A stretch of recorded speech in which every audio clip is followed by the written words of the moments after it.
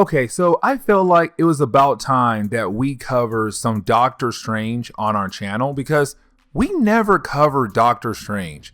We cover stories where he appears in them, but never his own solo books. And so I said to myself, why not cover some Doctor Strange? And so I thought, why not the series that basically made him the Sorcerer Supreme of the galaxy? Which is very huge to say because it's Doctor Strange going out into space. That right there means it is going to be one heck of an adventure that we are going to cover on this channel right now.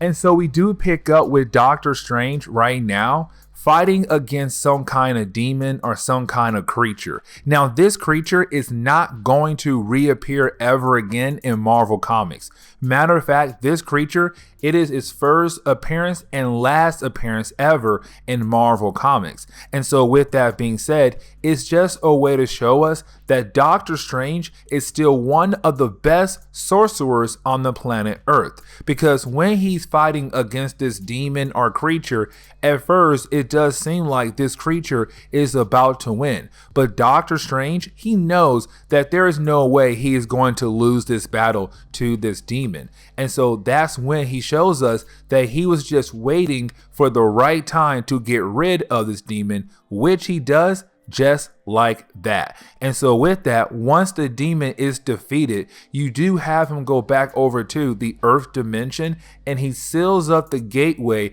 that the demon was trying to use to get into the Earth dimension. But once he does that, you have Doctor Strange celebrate because again, he just saved the world from some kind of magic demon, magic creature, whatever. But it's him thinking, I still got it. I'm still one of the best sorcerers on the planet Earth. But then we jump forward 7 years later, where we pick up with a Doctor Strange that is basically powerless. He lost all of his magic powers. Now you're wondering, hey Fresh, how in the world did that happen? Well, let me explain. We have no idea. The book basically jumped from that earlier point where he had powers to this point where he no longer had powers.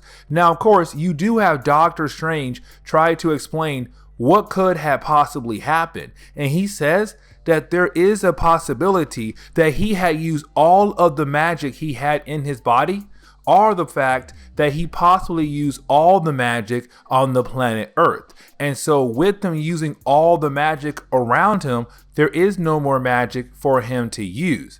But then he says, maybe, just maybe, I have finally paid up. Because when it comes to magic, it always comes with some kind of cost.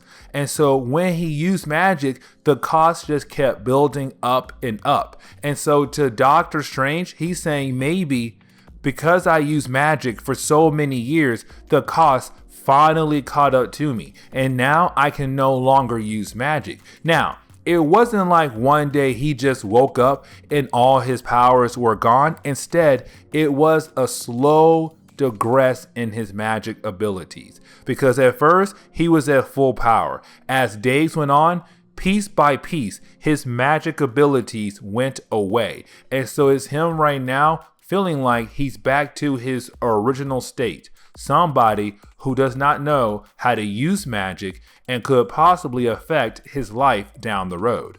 And so with this problem, the big question is, who should Doctor Strange go to hopefully figure out what is wrong with him or possibly what is wrong with the Earth if he's unable to use magic powers? And of course, he goes to see Tony Stark. Now, this right here is very interesting because if I was a sorcerer and I couldn't figure out what in the world is wrong with me or my magic abilities, I would go to other sorcerers. Not to Tony Stark, somebody who builds Iron Man suits. On top of that, Tony Stark does not believe in magic at all. To him, magic is just some kind of science that has not been learned yet or has not been fully studied yet. But either way though, you do have Tony Stark tell Doctor Strange, maybe, just maybe, the Earth magic is gone.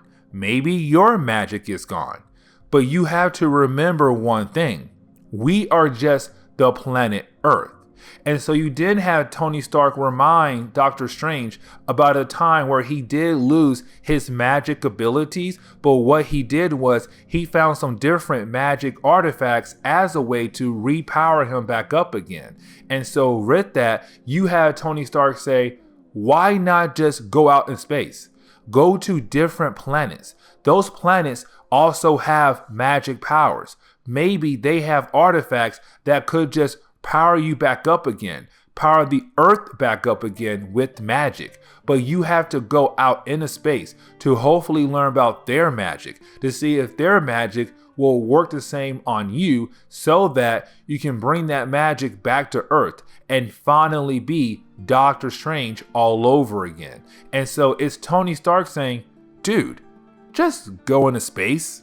Now, you do have Doctor Strange actually take up Tony Stark's offer, which is to take a spaceship to give him the ability to space travel. Now, with that being said, once Doctor Strange has been able to learn from Tony Stark how to pilot the spaceship and where to go, you then have Doctor Strange out in space, hoping that he does find another planet that has magical artifacts, that has sorcerers, that could help him recover his lost magic.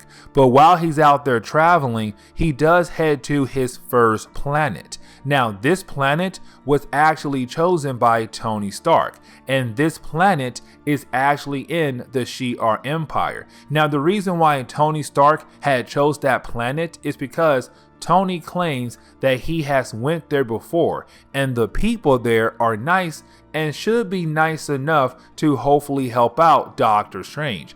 The problem is though, as soon as Doctor Strange arrives on this new planet that's in the Shi'ar Empire, you have these guards like, okay dude, who are you? Why are you here? What in the world do you want? And you have Doctor Strange tell the alien, hey man, do you have magic? And the guy's like, what in the world is magic? And so they throw him in a jail cell. And the reason why, because one, he is an alien, and two, this crazy man is going around asking about something called magic, and we have no idea who he is. There is a possibility that this man could be dangerous. And so with that, they lock him up. They're like, nah, man, you're gonna stay in there for a while. Now, when we jump into the second issue of this run, we actually pick up with Doctor Strange right now telling us how it has been for him ever since he has been taken prisoner on this planet. Now, he does tell us the name of this planet, and the name is called Grenda. But either way, the people of Grenda, every single day, they do some kind of experiment on him. Another way to say they do torture him every single day. But of course, they still feed him. Now, when I say they feed him, they do give him a small amount of food. And to Doctor Strange, it's just basically paste, and that is it. But either way, it's him wishing that he was back on Earth, because at least back on Earth, he had better days. He wasn't being tortured. He wasn't trapped in some prison cell on a different planet across the galaxy, across the universe. But either way, every single time they gave him some downtime, he's still trying to figure out what happened to his magic abilities. And does this world have any kind of magic artifacts that could help him restore his lost powers? Now, while Doctor Strange is in his prison cell, that is the moment someone else gets thrown into his prison. And that person is actually a girl named Canna. Now, Canna is going to be very important for this run, but right now, the reason why she was also thrown in jail alongside with Doctor Strange is because she is going around looking for different kinds of magical artifacts on different planets. But on this planet, that is a huge no-no, because there are a lot of restricted areas. In those areas, you do have a lot of magical artifacts. But the reason why those artifacts were kept there in those areas is because to this home world, it is mainly about science. Science is a way to improve the world. Science is a way to improve our army. But if we find some kind of artifact that doesn't fit our science, then those artifacts are too dangerous to have around in our laboratories. And so they left those artifacts in those areas. But of course, Canna here, she went to those restricted areas and tried to get a magical artifact, which of course means that she broke some laws, some very big laws. But either way though, she does tell Doctor Strange that she knows that he is from Earth. But on top of that, she wants to get out of this prison cell. And so she's hoping that there is a possibility that he is going to help her escape. Now you do have Canna and Doctor Strange being able to come up with a plan to basically escape the prison cell by tricking a guard to believe that another guard could possibly be in trouble. But in reality, it was just Tony Stark and Canna tricking that guard. But once they're able to trick that guard and get the key and escape, that is the moment we see that these two characters are working together to figure out how in the world they are going to escape this planet. On top of that, they're trying to figure out how can they get that artifact that Canna found earlier but was taken away from her when she was arrested. And so of course we do have our two characters work together, and when they do, they were able to get that artifact. Now here comes the big thing though. That artifact is actually very important because it shows Doctor Strange the same kind of magic symbols he saw on Earth was now seen on a different magical artifact found on a different planet, which means that there could be other magical artifacts out there that he has seen that he could possibly know how to use. Of course, when he tries to use this artifact that Canna found, hoping that the artifact could help them escape, he can't use it. And he's kind of like, wait, why can I not use this artifact? Am I really unable to use magic? Did I lose my connection to magic? But either way, you do have Canna tell Doctor Strange, we do not have time for you to sit here and try to learn how to use that magic artifact. We are being shot at left and right, so let's go. Here's my ship. Let's fly away now. Now, once they're able to actually get into space, they know that they are going to be followed. And so now the big question is, where can they go so that they won't be followed? But of course, that is the moment Doctor Strange remembers how to use the magical artifact that Canna found on that home world. And so what he does next is he jumps out of her spaceship. He basically says a spell with the magical artifact. And with him being able to use the artifact, that is the moment we see some kind of magical barrier go around the planet that Doctor Strange and Canna just escaped from, meaning that the people on that planet can no longer follow because now they're trapped on that planet, which of course gives Doctor Strange and Canna the ability to get away without having any more troubles down the road from this home world. Now, once you have Doctor Strange and Canna able to kind of sit down and relax, they do continue to talk to one another to learn more about each other. But of course, they do make a deal right here. And that deal is really more of Canna saying, listen, I want to travel to different planets across the universe to find different magical artifacts, to learn about them, but to also sell them for more money. On top of that, you want some magical artifacts as a way to hopefully restore your powers. And so let's work together and find many different magical artifacts across the universe to hopefully power us up, to help you out, but to also help me out. Now, back on Earth, we do see some random man right now who's chilling in his office until that is the moment he's handed some kind of envelope. And of course, on the envelope, it says Stephen Strange, aka Doctor Strange. And so when this man opens up this envelope, that is the moment he sees that Doctor Strange is using magic in space. And when he sees that, he begins to freak out.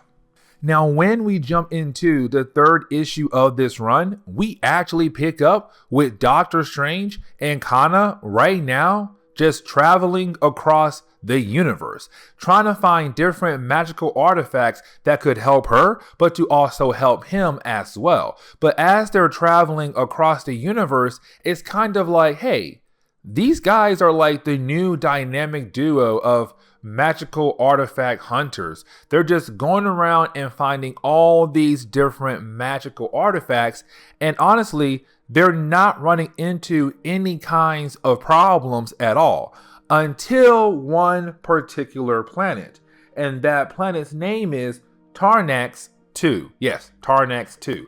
Not Tarnax 1, Tarnax 2. But before we are able to learn what is so bad about Tarnax 2, we actually pick up with Doctor Strange and Canna out in the middle of space, where they're talking to one another about where they should go next. And of course, you do have Canna tell Doctor Strange, we should totally head over to Tarnax 2. Now, the reason why they're going to go there is because you have Canna tell Doctor Strange because she knows about another sorcerer.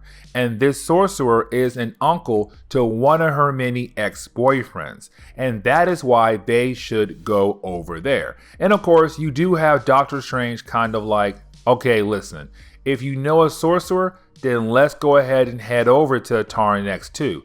But here comes the big problem though, or why Tarnax 2 is so bad for our book. Because Tarnax 2 is a planet full of Skrulls.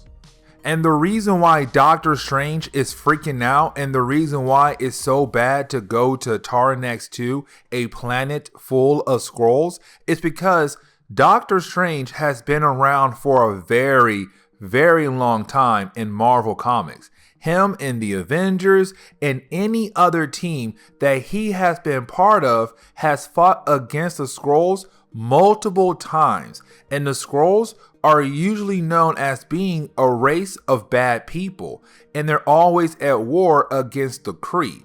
Now remember, this story takes place a couple years before Empire.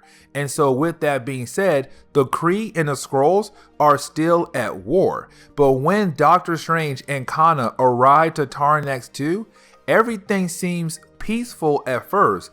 People here seem like they're not trying to get ready for another battle, another war. Like right now, they're just relaxing. But that is the moment you didn't see Doctor Strange find the sorcerer. But here comes the big problem though. The sorcerer right now has his hands on one of the Infinity Stones.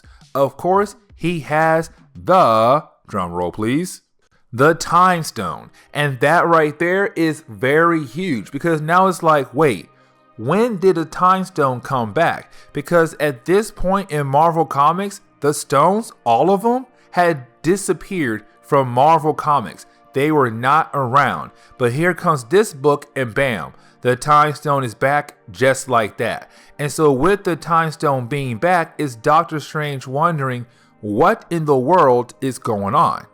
And that is the moment we come to find out the sorcerer who has the Time Stone is working for somebody else. And that somebody else is a Super-Skrull. A Super-Skrull. The one that has fought against the Fantastic Four many times over the years in Marvel Comics. Now, a Super-Skrull is somebody who basically went through a scientific experiment thanks to the Skrull race to give them different abilities from different races across the universe. Now, this Super-Skrull is actually the very first one.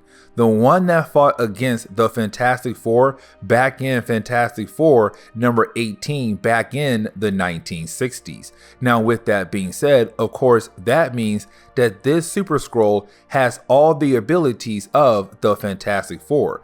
But of course, when the sorcerer tries to tell the Super-Skrull about the Time Stone, this Super-Skrull, he doesn't care at all. Because to him, the Time Stone is still not enough to help him restore the Skrull race. And so with that, you have Doctor Strange realize that this Skrull is actually up to something.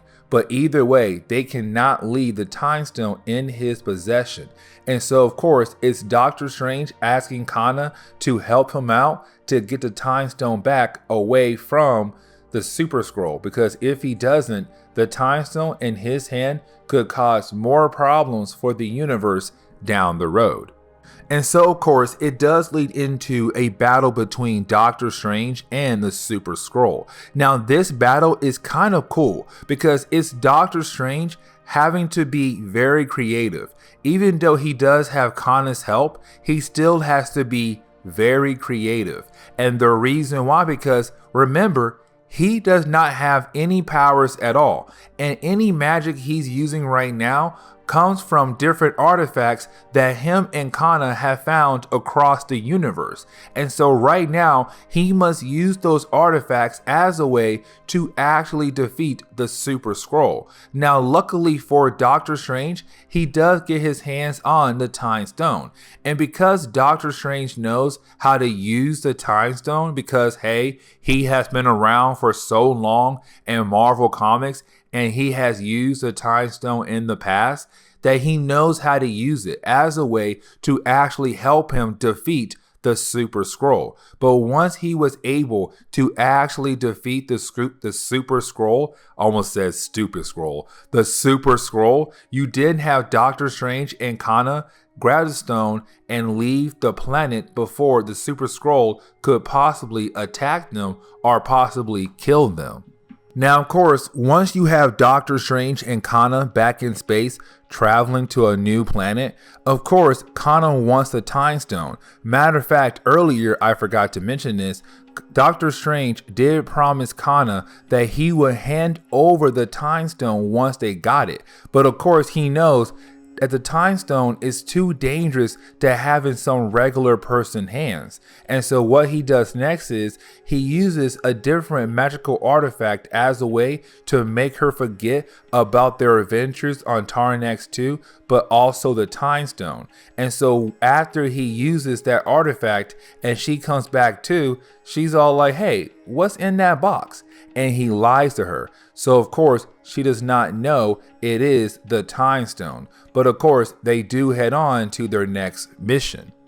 But then we jump down to Earth, where we pick up with Bats the Ghost Dog. Now, Bats the Ghost Dog has been around for a good period of time in Marvel Comics. And basically, he was a dog that was adopted by Doctor Strange. But then Loki had on accident killed Bats the Ghost Dog. But when Loki and Doctor Strange were able to kind of fix their friendship or kind of apologize to one another, Loki was able to bring Bats the Ghost Dog back as a ghost. And so he does hang out around the house with Doctor Strange. But of course, with Doctor Strange no longer being on Earth, that means Bats the Ghost Dog is watching the house by himself. But when he walks into the house, he does see that someone else is in the house. But apparently Bats the Ghost Dog knows this person and he's not alarmed. But of course, we have no idea who is this other person that's right now in the home of Doctor Strange with Bats the Ghost Dog. Now, when we jump into the 4th issue of this run, we do run into a book that basically jumps back and forth between two different settings. Of course, the past and the present. And of course, the past is telling us what led up to the present moment. And so, of course, I'm not going to sit here and jump back and forth between two settings over the next 5 minutes. Instead, I'm going to tell you what happened in these opening pages of the 4th issue. And basically what happened was you had Doctor Strange and Canna continue their space travel, hoping to find more artifacts, but hoping to also learn what happened to Doctor Strange magic. What led up to the moment that he basically lost his powers, which of course he has no idea why he lost his powers. But that is the moment you have Canna tell Doctor Strange that she got word about apparently a dwarf that's right now being held hostage on a different planet. Now, of course, when it comes to a dwarf, they have the ability to create some very powerful weapons. My prime example, Thor's hammer. And so with that, they're hoping that maybe this guy could create some very powerful magical armor, magical weapon, whatever. But either way, the dwarf she's talking about, his name is Epherin. Now, Epherin is right now being held hostage on a planet that I cannot pronounce, so please forgive me. But apparently on that planet, their leader, Roxnor, had kidnapped Epherin to make Epherin make powerful weapons, because Roxnor wants to take his army and have his army help him expand his empire across the universe.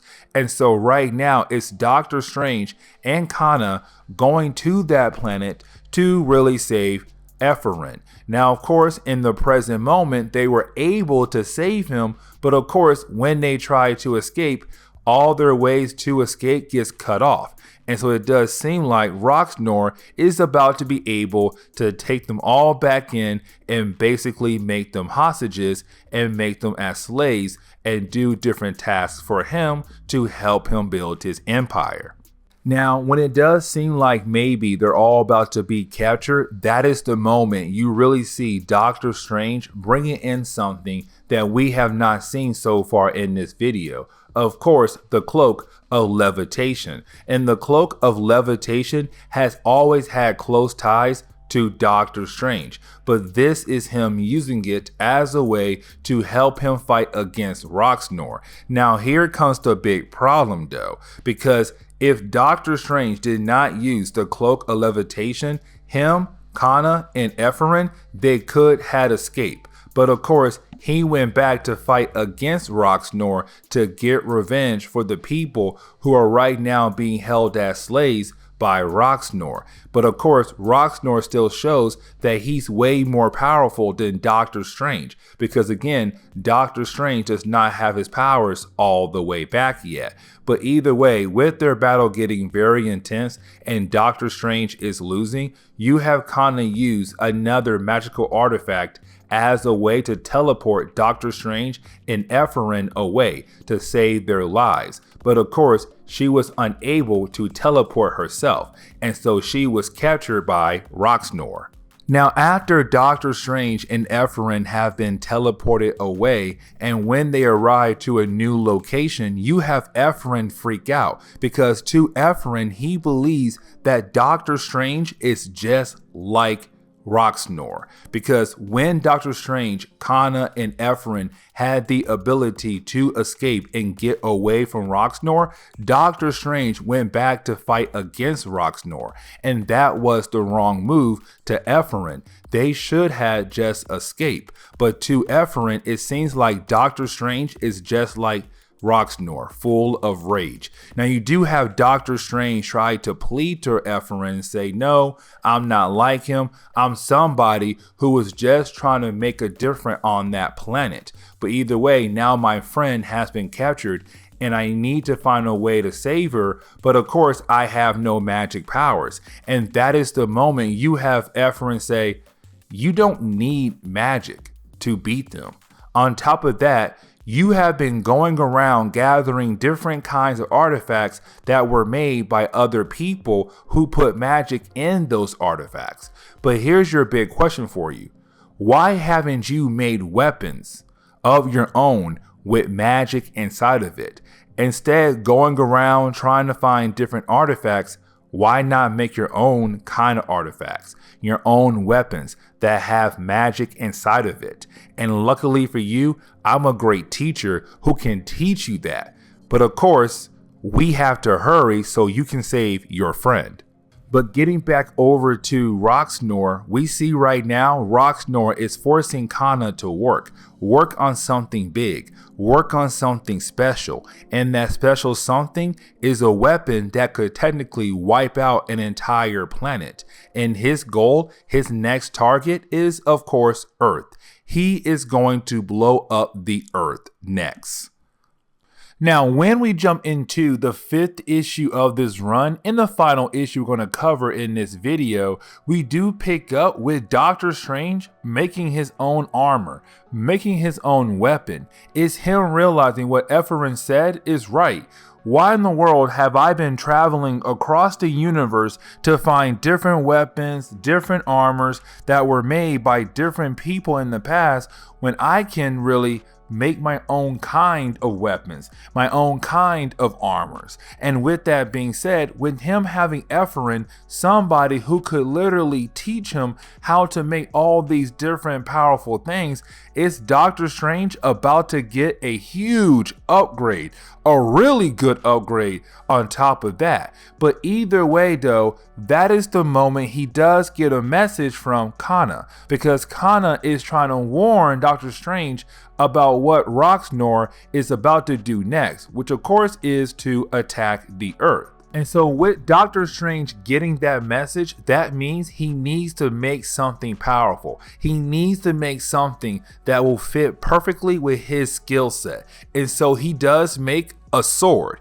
Now, of course, you do have Ephraim say, hey, you made a sword. Let's call it the Sword of Strange. But that is the moment you have Doctor Strange say, no, it is not a sword. What this is a scalpel. And this is going to help me take down Roxnor and save the Earth, but also save my friend as well. Now, really, the rest of the book, or the next few pages of this book, is really more of Doctor Strange using his new weapons, using his new creations as a way to fight against Roxnor and his army, but to also save Canna as well. And honestly, it's pretty cool. And I love his new armor suit, or his new outfit. It looks totally amazing. But either way, it's Doctor Strange just going full on, I'm about to stop everything in a matter of minutes. Because as soon as he arrives and he begins the process of using his magical weapons, his magical armors, nothing really can stop him. And that makes sense because, again, he had a great teacher, Ephraim. Ephraim taught him how to make powerful weapons, how to make powerful armor. And so he's going around just wreaking havoc left and right. And he was also able to actually stop the missile that was going to blow up the Earth. And so with that, it was an easy win for Doctor Strange and his new weapons and armor that he has made.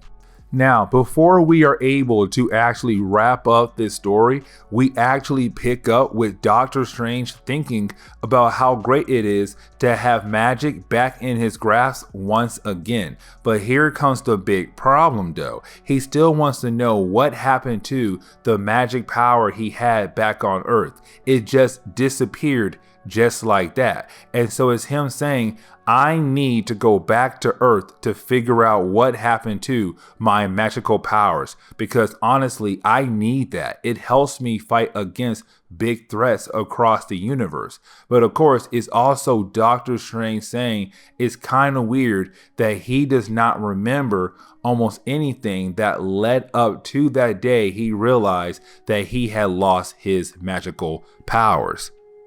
But then we pick up with Bats the Ghost Dog. And remember, Bats the Ghost Dog is Doctor Strange's dog that had died but came back life as a ghost. But he stays in the home of Doctor Strange. Now remember, in the earlier chapter of this video, we saw Bats the Ghost Dog talk to somebody who apparently arrived in the home of Doctor Strange. But we have no idea who he's talking to.